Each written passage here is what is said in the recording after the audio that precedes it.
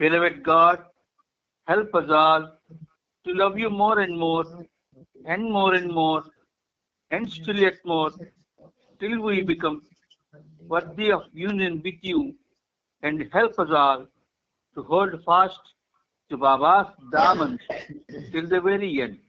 Avatar Meher Baba ki jai. Avatar Meher బాబాకి జై. ప్రీతం మెహర్ బాబా, నీవు ప్రసాదించిన ప్రవచన సారమును గ్రహించవలసిన తీరులో గ్రహించి సదవగాహన చేసుకుని వాటిని మా జీవనములలో ఆపాదించుకుని నిజాయితీ తోడను నిర్మల ప్రేమ తోడను వాటిని ఆచరించులాగున మా అందరినీ ఆశీర్వదించు. అట్టి ఆచరణయుత జీవన శైలిలో జీవించున్నట్లు మా అందరినీ అనుగ్రహించు. అవతార్ మెహర్ బాబాకి జై. అవతార్ మెహర్ బాబాకి జై. జై. అందరికీ ప్రేమ పూర్వక జై బాబాని.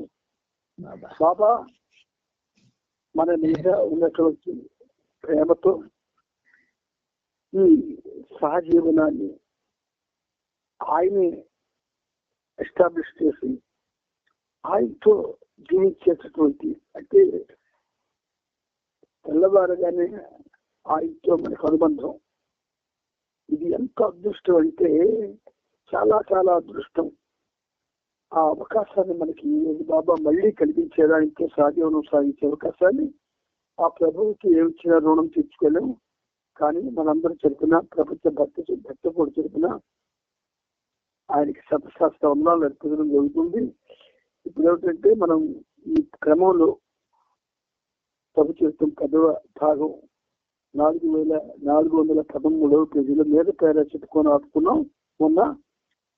ఆ నెక్స్ట్ నుంచి మన శ్రీబాబు చదువుతారు. బాబా అనుమతించండి, సాయిగా సావధానంగా వినండి. అవతార్ మెహర్ బాబాకి జై. అవతార్ మెహర్ బాబాకి జై. బాబా అనుమతితో ఆ కాలేజీ ప్రిన్సిపల్ నిరంజన్ సింగ్ మాట్లాడడానికి లేచి నిలుచున్నాడు. అతడు లేవగానే సభలో నిశ్శబ్దం అలముకుంది. అప్పుడు నిరంజన్ ఇలా చెప్పాడు, నన్ను ఈ కాలేజీ ప్రిన్సిపల్ గా మీరంతా ఎరుగుదురు. నేను తత్వశాస్త్రాన్ని కూడా బోధిస్తాను. అంతేగాక నేను అందులో నిష్ణాతుడినని మీరు భావిస్తారు. కానీ నేను కూడా మీ వలె ఇంకా విద్యార్థినే. ముఖ్యంగా ఆధ్యాత్మికత గురించి నాకు చాలా తక్కువ తెలుసు. నా స్నేహితుడిచ్చిన మెహర్ బాబా ప్రవచనాలు అనే పుస్తకాన్ని చదివినప్పుడు ఆయనలో పూర్తి విశ్వాసం కలుగనారంభించింది. ఇంతకు ముందెన్నడూ ఆయనను చూడకపోయినా ఆ ప్రవచనాల పుస్తకాన్ని చదివిన కొలది నేను ఆయన వైపు ఆకర్షింపబడ్డాను. ఆయనను కలుసుకున్నాక, ఆయన ఇచ్చిన కొన్ని వివరణలను తెలుసుకున్నాక నాకొక గురువు లభించారన్న భావన నాలో బలపడింది. కానీ నేను ఒక సందిగ్ధపు స్థితిలో ఇరుక్కున్నాను. నా భార్య మతఛాందస స్వభావాలున్న స్త్రీ అని మీకు తెలుసు. మా మధ్య ఏమాత్రం విభేదాలున్నా ఇద్దరం కలిసి జీవించడం అనేది సాధ్యపడేది కాదు. బాబాను దర్శనం చేసుకోమని నా భార్యకి నేను ఒక్కసారే చెప్పాను. కానీ ఇప్పటి వరకు నేను బాబాను 3 సార్లు దర్శించుకుంటే ఆమె మాత్రం 6 సార్లు బాబాను కలిసింది. ఇప్పుడు నేనామెను మీ అందరి సమక్షంలో మెహర్ బాబాకు పూలమాల సమర్పించమని కోరుతున్నాను. నిరంజన్ సింగ్ భార్య బాబాను పూలదండతో సత్కరిస్తుండగా హాలంతా హర్షధ్వానాలతో మారుమ్రోగింది.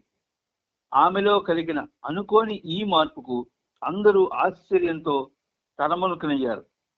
ఇంతకు ముందెన్నడూ ఆమె ఇతర మత గ్రంథాలను కూడా కన్నెత్తి చూసేది కాదు.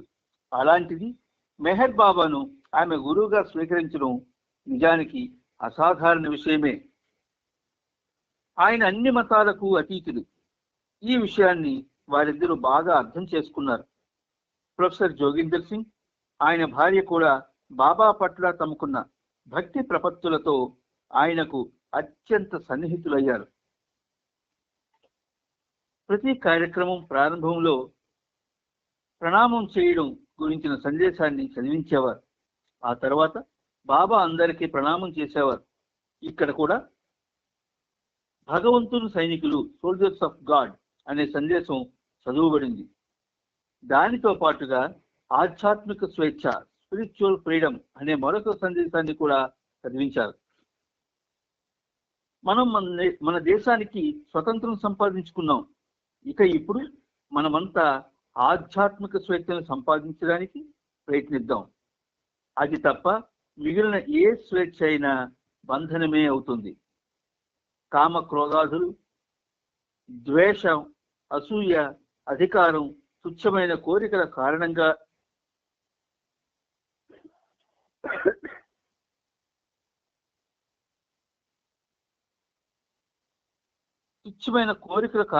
ఏర్పడిన బంధనాల వలన ఆధ్యాత్మిక స్వేచ్ఛ దెబ్బతింటుంది. బంధనాలు అనబడే ఈ బంధికాన నుండి బయటపడినప్పుడు అనంత శక్తి,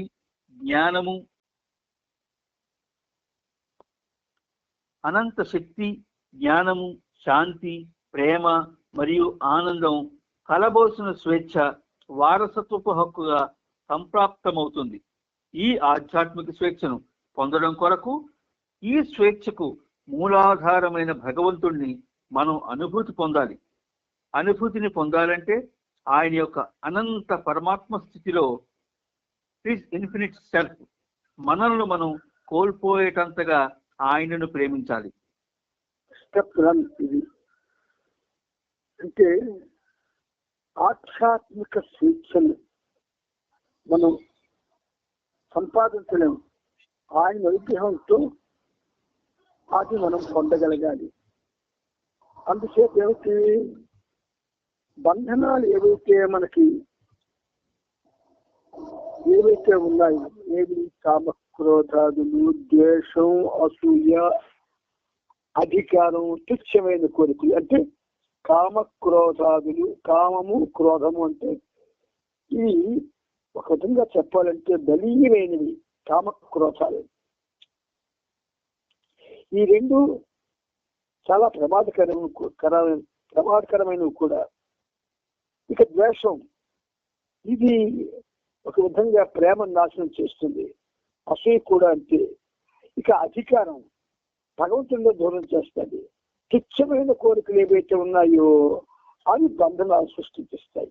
అంటే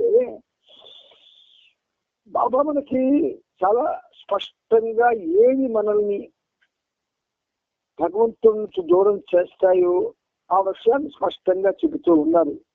అందుకని ఇది ఈ బంధనాలను పడే ఈ బంధికానా నుండి బయటపడినప్పుడు, ఏ బంధికానా, కామక్రోధాదులు, ద్వేషం, అసూయ, అధికారం, తుచ్చమైన కోరికలు, దానివల్ల ఏర్పడిన బంధనాలు, ఈ బంధనాలను పడేవి వాటి నుంచి మనం బయటపడినప్పుడు ఏమవుతుంది, అనంత శక్తి, జ్ఞానం, శాంతి, ప్రేమ మరియు ఆనందం కలబోసిన స్వేచ్ఛ వారసత్వ హక్కుగా సంప్రాప్తం అవుతుంది. అంటే యాక్చువల్గా మానవుడికి మానవ జన్మ యథార్థానికి అది భగవంతుడు తాను మానవ రూపంలో చేసే ప్రయాణం.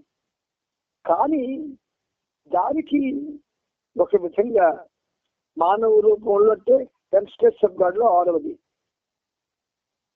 ఆ ప్రయాణం ఆయన చేయడానికి ఏదైతే ఈ బంధనాలు ఏర్పడుతున్నాయో అవి ఏర్పడకుండా ఒక విధంగా ఈ బిందు ఆత్మ అంటే బిందు ఆత్మలుగా పిలువబడుతున్న మనం ఏం చేయాలి, యాక్చువల్గా ఈ బిందు ఆత్మలకి వారసత్వ హక్కుది. ఏది, అనంత శక్తి, జ్ఞానం, శాంతి, ప్రేమ మరియు ఆనందం కలబోసిన స్వేచ్ఛను పొందడానికి బిందు ఆత్మకి ఒక విధంగా బిందు ఆత్మ దాని పుట్టుకలోనే అది ఉన్నది కనుక అది వారసత్వ హక్కుగా బిందు ఆత్మకి సంప్రాప్తిస్తుంది.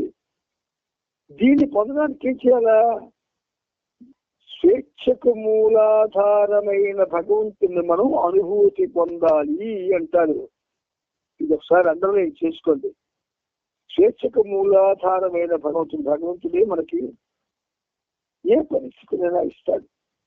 అయితే ఆ పరిస్థితి ఈ బంధనాలకి సంబంధించి కాకూడదు. బంధనాల నుంచి మనం బయటపడేటటువంటి పరిస్థితిలో ఉంటే అప్పుడు ఆ స్వేచ్ఛ మనం అనుభూతి పొందడానికి అవకాశం వస్తుంది. అందుచేత భగవంతుని అనుభూతి చెందాలంటే అనంత పరమాత్మ స్థితిలో మనలను మనం కోల్పోయేటంతగా ఆయనను ప్రేమించాలి. మనలను మనం కోల్పోయేటంతగా ఆయనను ప్రేమించాలి. అంతగా ప్రేమించిన వాడు ఒక్కడు లేడు. ఇప్పుడు తనను తాను పోగొట్టుకున్నంతగా బాబాని ప్రేమించిన వాడు ఒక్కడు లేడు ఈ ప్రపంచంలో. ఇంకేత ఈ మెషినరీస్, స్పిరిచువల్ మెషినరీలో ఏ ఒక్కడున్నా ఆ ఒక్కడి కూడా మిగతా వాళ్ళకి అది అలవడడానికి అవకాశం ఉంది. ఎవరూ లేరు. అందరూ ఎలా ఉన్నారు? ఒక విధంగా చెప్పాలంటే సామాన్యమైనటువంటి మానవుడు ఎలాగైతే ప్రవర్తిస్తూ ఉన్నాడో భగవంతుని కోసం అని, అలాగే సమూహాల్లో ఉన్నవాళ్ళు, మతాల్లో ఉన్నవాళ్ళు, తదితరులు అందరూ కూడా ఒకేలా ఉన్నారు. బ్రహ్మశ్రీలు, శిష్యులు పొందిన వారు కూడా ఇలాగే ఉన్నారు. వాళ్ళకి ఆ పొందిన వాళ్ళకి విపరీతమైన ఆస్తులు సంపాదించిన వాళ్ళు. ఎందుకు ఆస్తులు వాళ్ళకి? సర్వసంగ పరిత్యాగికి. అందుచేత ఏమిటవుతుంది? మనల్ని మనం ఇంతవరకు ఎవరు కోల్పోవడం లేదు. కోల్పోవాలి. కోల్పోతే బంధనాలను చేస్తుంది. దాని నెక్స్ట్ పేరు భగవంతునిలో భగవంతునిలో ఐక్యమవ్వాలనే తీవ్రమైన తపన ద్వారానే మనం ఆయనను ప్రేమించగలం. సాక్షాత్తు భగవంతుని వ్యక్త రూపమైన సద్గురువుకు ఆత్మార్పణ కావడం ద్వారా కూడా మనం భగవంతుని ప్రేమించగలం. అంతేగాక మనం మన స్వసుఖాన్ని లెక్క చేయకుండా తోటి వారిని ప్రేమించడం ద్వారాను, స్వీయ వారిని సేవించడం ద్వారాను, అణగారిన మానవుల కోసం స్వార్థరహితమైన సేవలో మన జీవితాలను అంకితం చేయడం ద్వారాను భగవంతుణ్ణి ప్రేమించగలం. ఇలా ఏ మార్గంలో మనం భగవంతుణ్ణి గాఢంగా ప్రేమించినా చివరకు మనం మన ఆత్మయే పరమాత్మగా ఆయనను తెలుసుకుంటాం. ఇక్కడ రెండోది చూపిస్తున్నారు బాబా. భగవంతునిలో ఐక్యమవ్వాలనే తీవ్రమైన తపన ద్వారా మనం ఆయనను ప్రేమించగలం. భగవంతునితో లేదా భగవంతునిలో ఐక్యమవ్వాలనే తీవ్రమైన తపన ఉన్న వ్యక్తికి ప్రపంచమంతా శూన్యమైపోతుంది. వాడికి దేవుడు ఒక్కడే సర్వం అవుతుంది. దేవుడు సర్వమయ్యి జగత్తు శూన్యమైపోతే అటువంటి వాడు భగవంతుల్లో ఐక్యం అవడానికి ఆ తీవ్రమైన తపనతో ఉంటాడు. ఆయన ప్రేమించడం కూడా అప్పుడే సాధ్యమవుతుంది. ఆయన వ్యక్తిరూపం, భగవంతుని యొక్క వ్యక్తిరూపానికి సద్గురువు లేదా అవతారుడు, వాళ్ళకి ఆత్మార్పణ కావడం ద్వారా కూడా మనం భగవంతుని ప్రేమించగలం. అవతార కాలంలో సద్గురువులు మనకి సాయం చేయలేదు, అవతారుడు మాత్రమే చేస్తాడు. ఇప్పటికీ బాబాయే చేయాలి ఎవరికైనా, సద్గురువులు చేయలేదు. కనుక ఇది మొదటి మార్గం చెప్పారు బాబా. పూర్తిగా భగవంతుని ప్రేమించగలడానికి సద్గురువుకు లేదా అవతారుడికి ఆత్మార్పణ అయిపోవడం. ఇది మనకి సాధ్యం అంటే ఇదే సాధ్యం. రెండవది మాత్రం అసాధ్యం. ఎందుకు రెండవది అసాధ్యం? స్వసుఖాన్ని లెక్క చేయకుండా ఉంటామా? ఉండవు. తోటి వారిని ప్రేమిస్తామా? ప్రేమించలేము. మన ప్రయోజనాన్ని త్యజించి తోటి వారిని సేవిస్తామా? చేయలేము. స్వీయ ప్రయోజనాన్ని త్యజించి తోటి వారిని సేవ చేయలేము. అనగారిన మానవుల కోసం స్వార్థరహితమైన సేవలో మన జీవితాలను అంకితం చేయలేము. మరి ఎలా భగవంతుని ప్రేమించగలం?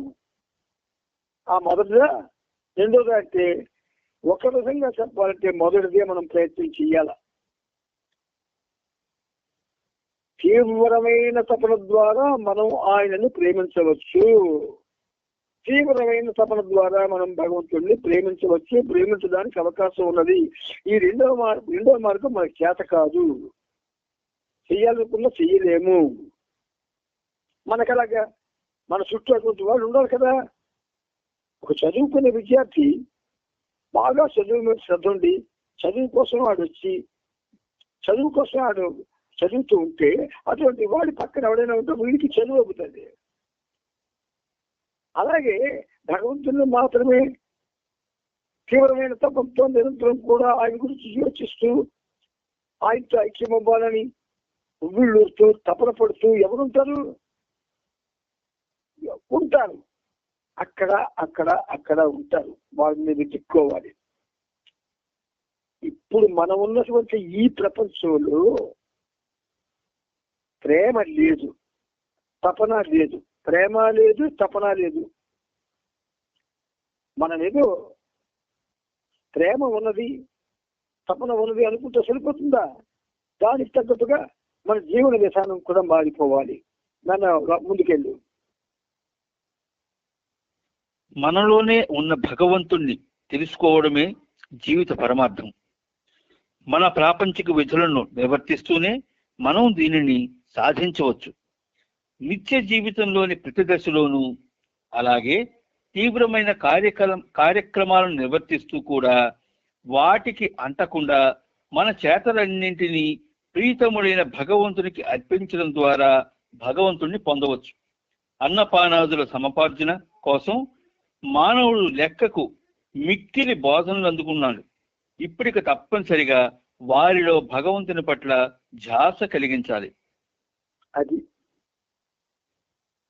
ఏమిటి? ఎందుకు జీవిత పరమార్థం ఏమిటి అంటే దేవుణ్ణి తెలుసుకోవడమే. ఆ దేవుడు ఎక్కడున్నాడు? మనిషిలోనే ఉన్నాడు. భగవంతుడు ఎక్కడున్నాడు? నీలో నాలో ఉన్నాడు. ఆ ఉన్నవాడిని మనం తెలుసుకోవాలి. ఎలా తెలుసుకుంటాం? మన పిల్లలకి, మన కడుపున పుట్టిన పిల్లలకి మా నాన్న అమ్మ ఉన్నారన్న ధీమా వాళ్ళకుంది, కానీ వాళ్ళని కన్నా మనకి భగవంతుడు మనకున్నాడు అనే ధీమా మన ఎవరికి లేదు. నమ్మండి ఈ మాట. మన కడుపులో పుట్టినటువంటి పిల్లలకుంది మా అమ్మ నాన్న ఉన్నారు నాకేంటి భయం అని, కానీ మనకి దేవుడు ఉన్నాడనేటటువంటి ఆ ఎరుక లేకుండా పోయాం మనం. అందుచేత దీనికి ఏం చెప్పారు సొల్యూషన్? బాబా, నీ ప్రాపంచిక విధులను నిర్వర్తిస్తూనే సాధించవచ్చు. అంటే దేన్ని సాధించవచ్చు? మనలోనే ఉన్న భగవంతుడిని తెలుసుకోవచ్చు. అంటే ఏంటి? ఎలాగే అసాధ్యం. నువ్వు ఏది చేసినా ఆయనకి ఆపాదిస్తుండాల. ఇప్పుడు మనం పనిచేస్తే చూస్తున్నా, బాబా మనకి ఈ రోజు మళ్ళీ ఈ అవకాశాలు ఇచ్చాడు అనుకుంటున్నాం. మనం ఎక్కడ మన మీద వేసుకుంటున్నాం? బాబా మనకి ఈ రోజు కూడా అతనితో సహజీవనాన్ని చేసే అవకాశాన్ని ఇచ్చారు అని ప్రతిరోజు అనుకుంటున్నాం. ఎందుకు? ఆయన చేస్తుండేది మన సంబంధం లేదు. ఇది విధి, మన ప్రాపంచిక విధి అనుకుంది. ఇప్పుడు అంతేమైంది? ఈ విధిని నిర్వర్తించడానికి మనం హాయిగా నిర్వర్తించడానికి అవకాశం ఉన్నది. మనం ఎప్పుడైతే ఈ టైంకి మనం హాజరవుతూ ఆయన కోసం ఎదురు చూస్తామో, ఆయన మనకన్నా ముందు ఒక 5 నిమిషాల ముందే మన కోసం ఆయన చూస్తుంటాడు. ఆయన మనకు ఆ సంగతి తెలియదు. అందుచేత ప్రాపంచిక విధులను నిర్వర్తిస్తేనే సాధించవచ్చు.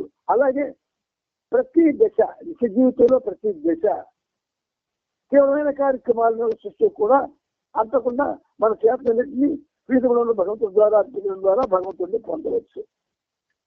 పెళ్లి చేస్తామండి పిల్లలకి. ఆ పెళ్లిలో ఉంటూ కూడా నువ్వు ఒక తండ్రిగా లేదా ఒక తల్లిగా నీ పాత్ర నిర్వహిస్తూ కూడా నువ్వు నిరంతరం బాబాతో ఉండొచ్చు, అనుక్షణం బాబాతో ఉండొచ్చు. కానీ అదొక ఆర్భాటం. ఆ ఆర్భాటంలో తంతులు పెద్దతరమైనవన్నీ ఉంటాయి. వాటికి ఆకర్షణ పడిపోతావు నువ్వు. అందువల్ల ఏమవుతుంది? నీ దృష్టి బాబా మీద వండుకుంటుంది, భగవంతుడి మీద వండుకుంటుంది. మనకి బాబా ఎంత చక్కగా చెప్తున్నారో చూడండి. ఈ దేవుడైన భగవంతునికి ఇవన్నీ అర్థపెట్టమంటాడు ఆయన. మానవుడు ఆకలి తప్పుడు చూసుకోవడానికి తదితరమైనటువంటి వాడుకున్నటువంటి ఆశల్ని నెరవేర్చుకోవడానికి ఎంత బాధపడుతున్నాడు. ఆ తాపత్రయంలో 1% నీకు దేవుడి మీద ఉంటే ఆయనకి నీ మీద 100% ఉంటుంది. మనం 1% ప్రయత్నం చేయాలి కదా. ఆ 1% కూడా మనం ప్రయత్నం చేయకపోతే అవుతుంది. 1% ప్రయత్నం అంటే భజనలు కావు. 1% ప్రయత్నం అంటే ఎక్కడికి పడితే అక్కడికి వెళ్ళడం కార్యక్రమాలకు వెళ్ళడం కాదు. 1% ప్రయత్నం అంటే ఎక్కడి ముందు భోజనాలు ఎటువంటి తినడం కాదు. ఏమిటా 1%? నువ్వు 1% ఆయనతో 100% నిజాయితీగా అతి ఉన్నతమైనటువంటి తపనతో నీ హృదయాన్ని ఆయన పాదాల దగ్గర పెట్టి ఆయన కోసం నువ్వు నిలపించాలి. అప్పుడేమవుతుంది, ఆయనకు వచ్చే అవకాశం వడానికి అవకాశం వస్తుంది. ముందుకెళ్ళినా కలిగిన దురదృష్టాలు, ఎదురైన కష్టాలు అన్నింటినీ ఆ పరమసత్యం కొరకు పోరాడేందుకు ఆయుధాలుగా మలుచుకోవాలన్న ఆధ్యాత్మిక అవగాహనను బాధితులకు, నిరుపేదలకు కలిగించాలి. వారు ఈ దుఃఖాలను, బాధలను భగవత్ ప్రసాదంగా భావించి ధైర్యంగా చిరునవ్వుతో ఎదుర్కోగలిగినప్పుడు అవి శాశ్వతానందానికి రహదారి కాగలవని వారు గ్రహించాలి. భగవంతుడు తప్ప మిగిలినదంతా అసత్యము, భ్రాంతి మాత్రమే.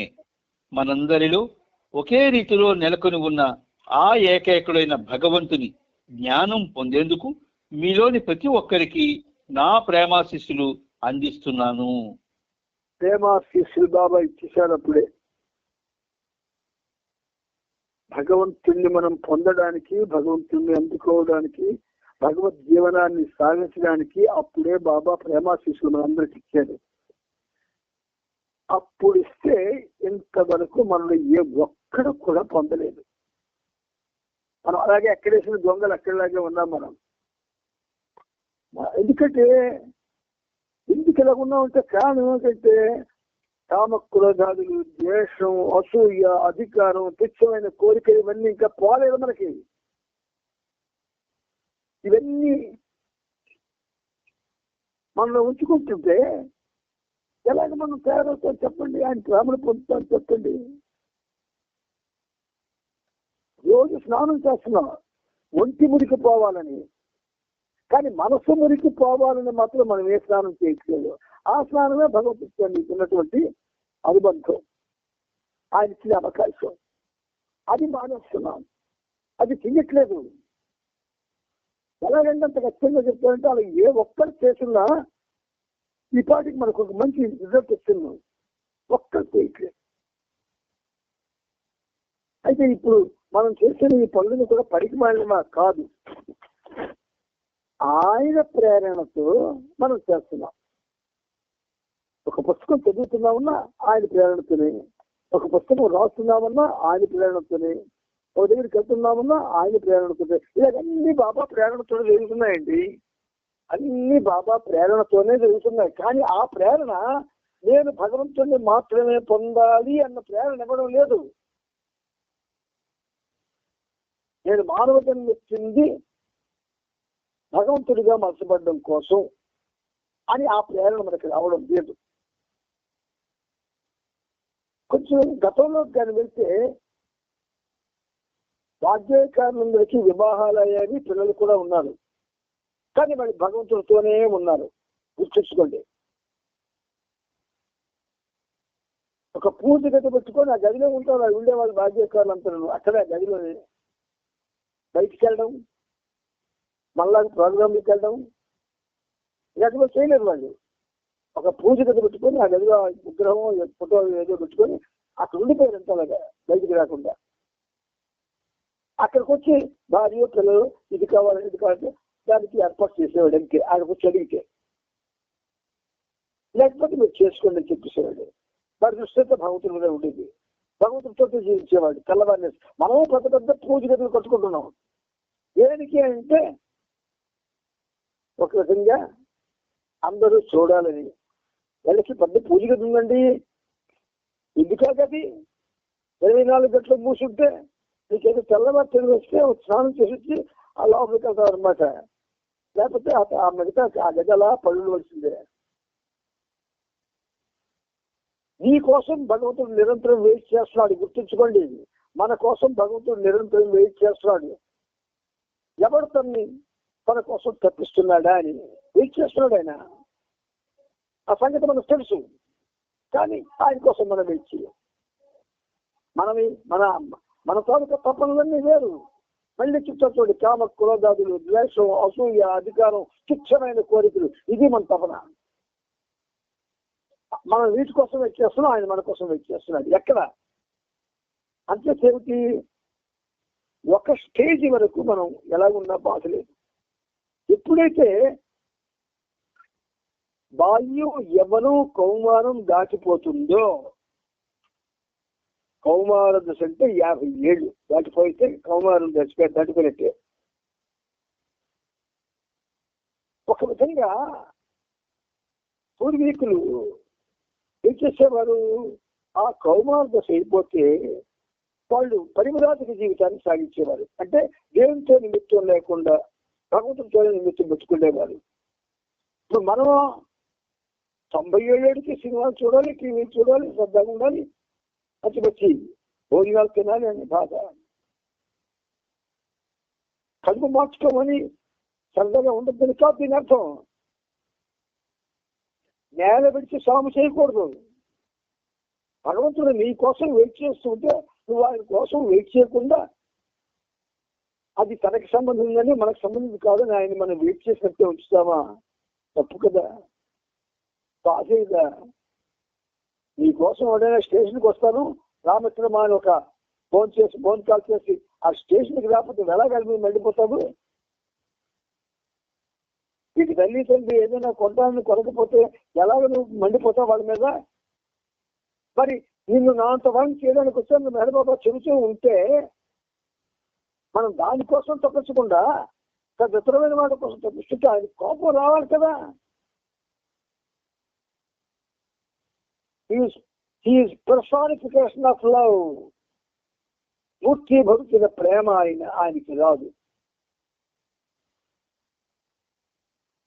ఆయనకి రాదని చెప్పి మనం కూడా మన ఇష్టంగా మనం ప్రవర్తించడం భగవంతుడి కోసం ఇప్పటికి కూడా ఇంకా మనలో ఆతుర్త తపన రాకపోతే సిగ్గుచేటు. ఆధ్యాత్మిక మార్గంలో ఉన్నామని చెప్పుకోవడం కూడా తప్పే. మన మార్గంలో తప్ప ఆధ్యాత్మిక మార్గంలో లేము. అలా ముందుకెళ్ళి ఈ సందేశాలు చదివి వినిపించిన తరువాత బాబా ఆ విద్యార్థులతో, నేను మీలో ఒక్కడిగాను మరియు మీ అందరితో ఒకటిగాను అనుభూతి పొందుతున్నాను. ఇప్పుడు మీ ముందు చదవబడిన ఆ 2 సందేశాలను మీరు అనుసరించడానికి ప్రయత్నించినప్పుడు నేనిక్కడికి వచ్చిన ప్రయోజనం నెరవేరుతుంది అన్నారు.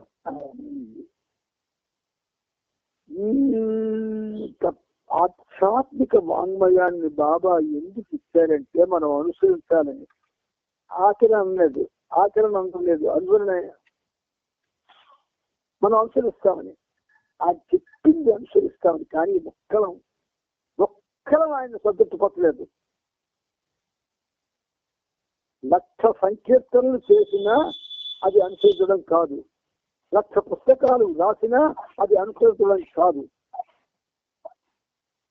నిర్మోహమాటంగా ఈ విషయంలో నేను అందరితో నేను మాట్లాడడానికి ఒక విధంగా ఆయన పర్మిషన్ నాకు ఇచ్చాడేమో అనిపిస్తుంది. ఎందుకంటే కామ క్రోధాదులు, ద్వేషం, అసూయ, అధికారం, తుచ్చమైన కోరికల్ని వదులుకోకుండా మనం ఎలాగా ఆయన కోసం ఆయన వెచ్చేసినట్టు వెచ్చేమా? అది జరగాలి. మన ముందుకెళ్ళి సిక్కు సాధువు అయిన కృపాల్ సింగ్ 59 సంవత్సరములు. ఈ సమయంలోనే ఢిల్లీలో మెహర్ బాబాను తొలిసారి కలుసుకున్నాడు. అతడు హర్జీవన్ లాల్కి తెలిసి ఉండడం వలన ఆ సాధువు ఉంటున్న ప్రాంతంలో బాబా దర్శన కార్యక్రమం ఏర్పాటు చేశాడు. నవంబర్ 30 ఆదివారం మధ్యాహ్నం ఆ కార్యక్రమంలో ప్రజలు పెద్ద సంఖ్యలో హాజరయ్యారు. ఈ విషయాన్ని చెప్పినప్పుడు బాబా అభ్యంతరం చెబుతూ వచ్చిన వారు నా దర్శనానికి కాకుండా వారు కృపాల్ సింగ్ దర్శనానికి వస్తున్నామనే గందరగోళానికి గురయ్యే అవకాశం ఉంది అన్నారు. సంత్ కృపాల్ సింగ్ అన్నవాడు వాడు ఒక సద్గురు చలామణి అయ్యాడు కొన్నాళ్ళు. ఆ సంత్ కృపాల్ సింగ్ అనుసరులందరూ కూడా వాళ్ళంటే ముఖండులు లాంటి వాళ్ళు. అంటే సంత్ కృపాల్ సింగ్ దగ్గరికి ఎవరు వెళ్ళొద్దని బాబా ఒక సందర్భంలో ఖచ్చితంగా చెప్పడం జరిగింది. ముందుకెళ్ళాను. అందరికీ సౌకర్యవంతమైన మింటో రోడ్ ప్రదేశంలో బాబా దర్శన కార్యక్రమాన్ని ఏర్పాటు చేశామని కిషన్ సింగ్ దేశ్ముఖ్లు ఆ సాధువు వద్దకు వెళ్లి చెప్పారు. అంతేగాక అనుచరులతో పాటు ఆయనను కూడా అక్కడికి రమ్మని ఆహ్వానించారు. కృపాల్ సింగ్ ఆ చోటకు వచ్చాడు. బాబా ప్రక్కన కుర్చీ లేకపోవడం వలన అతనిని బాబా ఒక తివాసీపరిచిన పెట్టెపై కూర్చుండజేశారు. బాబా అతనితో, నువ్విక్కడికి వచ్చావు, నీవు చాలా వినమ్రుడవు, నీవే గెలిచావు, నేనే ఓడిపోయాను అని చెప్పి ప్రేమగా కౌగిలించుకున్నారు. బాబా అక్కడి నుండి బయలుదేరుతూ కారులో కూర్చోబోతుండగా కృపాల్ సింగ్ కిషన్ సింగ్తో బాబాను తన ఆశ్రమానికి రావాల్సిందిగా ఆహ్వానించమని మళ్లీ కోరాడు. బాబా అంగీకరించి 15 నిమిషముల పాటే అక్కడే ఉంటానని, ఆ సమయంలో ఆ సాధువును అతని కుటుంబీకులను మాత్రమే కలుస్తానని చెప్పి తాను ఆశ్రమానికి వెళ్లే తేదీని సమయాన్ని నిర్ణయించారు. మింటో రోడ్లో బాబా దర్శనానికి వచ్చిన కొందరు మహిళలు న్యూఢిల్లీలోని రాజేందర్ సింగ్ నగర్లో బాబా జరిపే ఒక కార్యక్రమానికి తమ నివాస గృహాన్ని అందుబాటులో ఉంచి అవసరమైన అన్ని ఏర్పాట్లు చేస్తామని చెప్పారు. ఆ ఏర్పాట్లు చేసిన వారంతా కృపాల్ సింగ్ శిష్యులని, వారింట్లో ఆ సాధువు యొక్క భక్తుల సమావేశాలు తరచూ జరుగుతూ ఉంటాయని, అంతేగాక ఆ సాధువు కూడా ఆ రోజు అక్కడికి ఆహ్వానింపబడ్డాడని డిసెంబర్ 3వ తేదీ ఉదయం బాబా అక్కడికి చేరడానికి కొంచెం ముందు తెలిసింది. కృపాల్ సింగ్ కూడా బాబాతో సమానంగా గౌరవింపబడాలని వేదికపై బాబాకు కృపాల్ సింగ్ కు 2 ఆసనాలు ఏర్పాటు చేశారు. కిషన్ సింగ్ అతనితో సహజీవనం సాగిస్తున్న ప్రకాశవతి వేదికపై నుండి ఒక కుర్చీని తీసివేయమని వారిని కోరారు. ఆ స్త్రీలు అందుకు అంగీకరించకపోవడం వలన హర్జీవన్ లాల్ నేరుగా సాధువు వద్దకు వెళ్లి విషయం చెప్పారు. అతడు వెంటనే స్పందించి వేదిక పైన ఉన్న తన ఆసనాన్ని బాబా ఆసనానికి కొంచెం దిగువన ఏర్పాటు చేయించాడు. ఆ తర్వాత వెంటనే బాబా అక్కడికి వచ్చారు. దర్శన కార్యక్రమం ముగిసింది. బాబా తన అక్షర ఫలకం మీద ఒక కపటపు సాధువు కన్నా నికృష్టుడైన ఒక నీచుడే మిన్నా అని సూచించారు. చూసారా లాస్ట్ ఎలా చెప్పారు?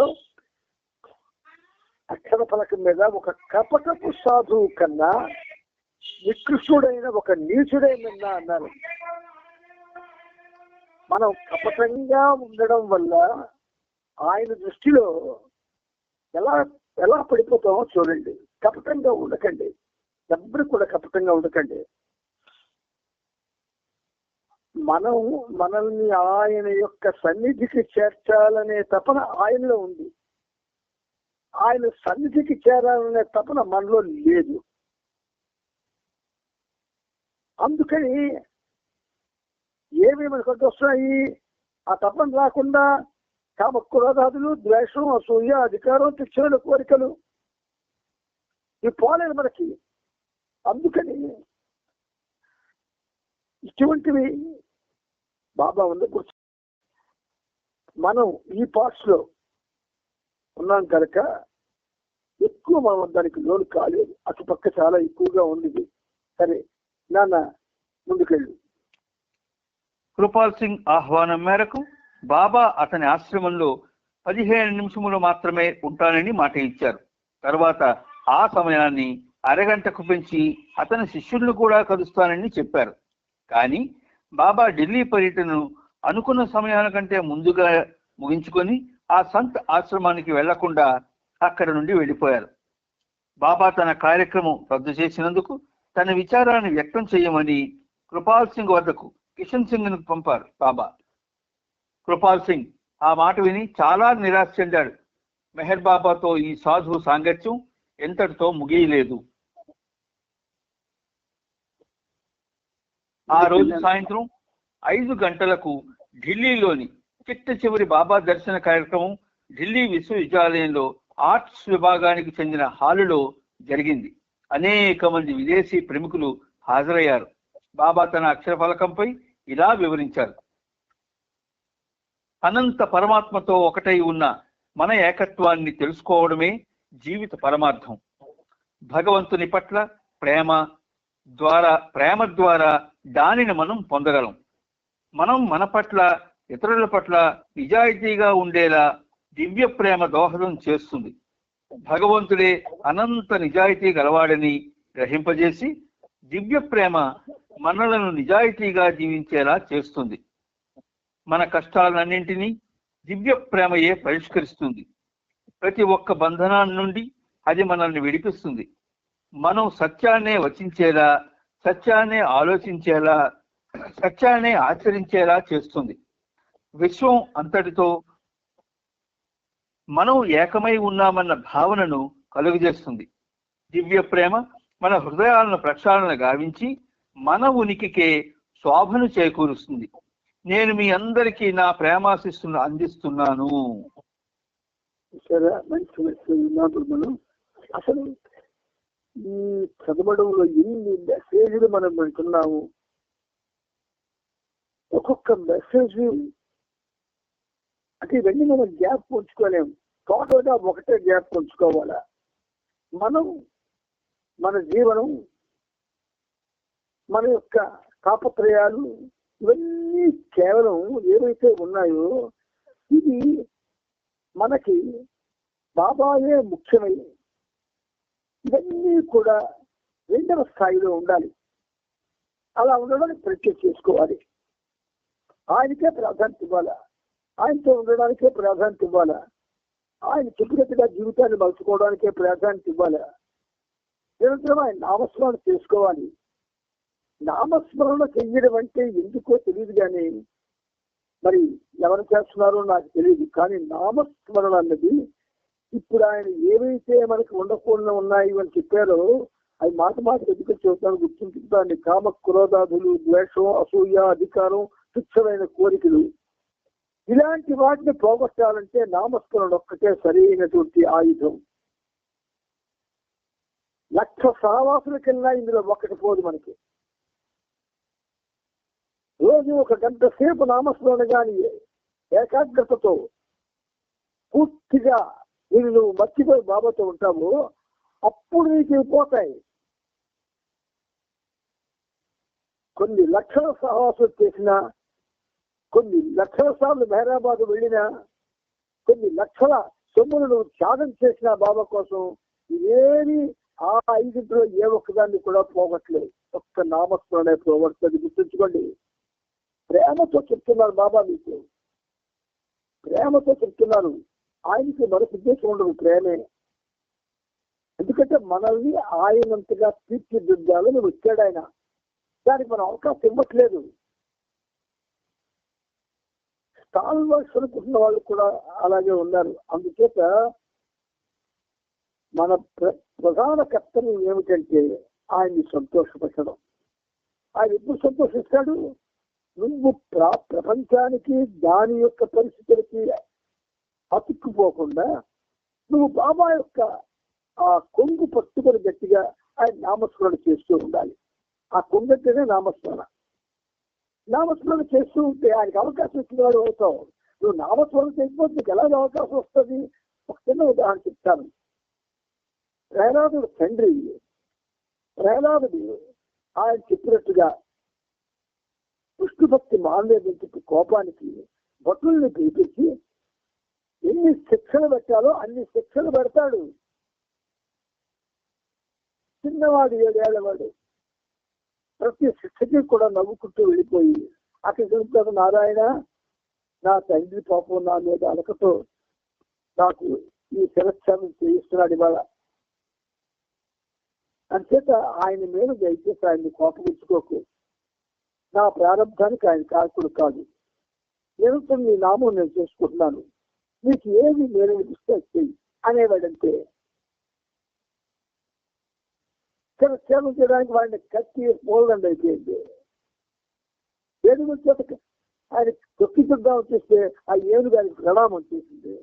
ఇలా రకరకాల శిక్షణ చూడటానికి కాలకోటం తాగిస్తే కూడా ఆ 7 ఏళ్ల వాడు తాగించి పచ్చగా అయిపోతే ఆ టైంలో ఒక నారదుడు కూడా ఉన్నాడు.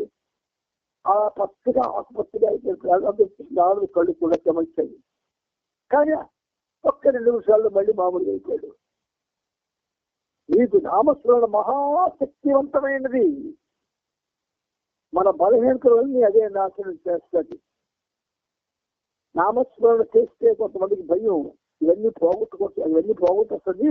అంటే నామస్మరణ చేస్తే కొన్నాళ్ళు హ్యాపీగా బతకాలి కదా, అది ఎప్పుడు చేస్తూ వెళ్ళి అనుకుంటారు. చాలా తప్పు. ఒక ఆయన నాకు అన్నారు కూడా ఈ మాట, ఎందుకంటే ఇప్పుడు మాకు ఇలా గట్టిగా మీరు బలవంతం చేస్తారు. నామస్మరణ చేస్తే అన్ని పోగొట్టుకోవాలండి, అన్ని పోగొట్టుకోవాల్సిన వయసు కాదు, రాలేదు మాకు.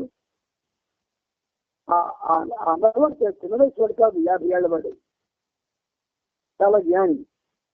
అందుచేత నామస్మరణ చేయండి. పెద్ద అందరం నామస్మరణ చేయండి. 1 గంట రోజుకి నామస్మరణ చేయండి. ఒక గంట అంటే 60 నిమిషాలు. అది ఏకాగ్రతతో చేయండి. 1 నెల ప్రయత్నించి చూడండి ఏమవుతుందో. మీరే నాకు చెప్తారు. మాలో ఇంత మార్పు వచ్చింది అని చేయండి. దయచేసి ఈ సహజీవనం అనేది మనకు అవకాశం ఇవ్వాలని కోరుకుంటున్నాను ఆ ప్రభువుని. అవతార్ మెహర్ బాబాకి జై. నానా జై బాబా. జై బాబా. జై బాబా. అవతార్ మెహర్ బాబా की जय. జై బాబా. జై బాబా. అవతార్ మెహర్ బాబా की जय. అందరికీ జై.